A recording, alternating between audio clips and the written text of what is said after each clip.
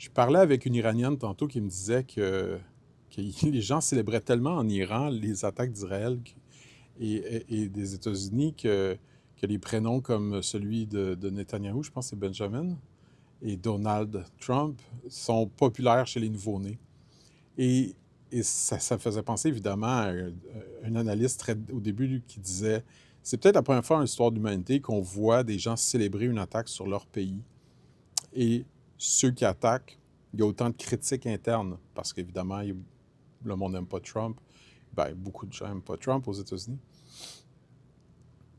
Et c'est paradoxal, c'est typique de notre époque, mais ça montre aussi à quel point les Iraniens sont écœurés de ce régime-là.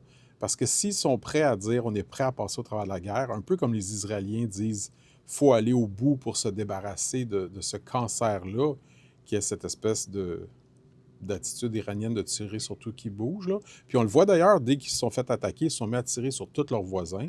Donc un mode extrêmement paranoïaque, agressif, tout le monde qui ne pense pas comme nous.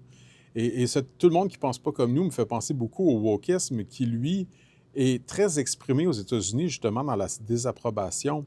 Et donc, plein de gens qui, par exemple, détestent Donald Trump pour tous les préjudices qu'il crée à certaines personnes, sans pas reconnaître ici qu'on s'attaque à un tyran qui crée encore plus de préjudice à beaucoup de gens et qui crée des massacres.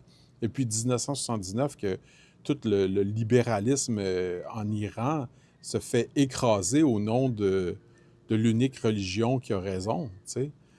Et donc, bref, il y aurait beaucoup à dire, mais c'est très symptomatique de notre époque, cette espèce de situation paradoxale-là, qui est fort probablement la première fois dans l'histoire de l'humanité qu'on voit ce genre de célébration-là et de boudage de celui qui attaque.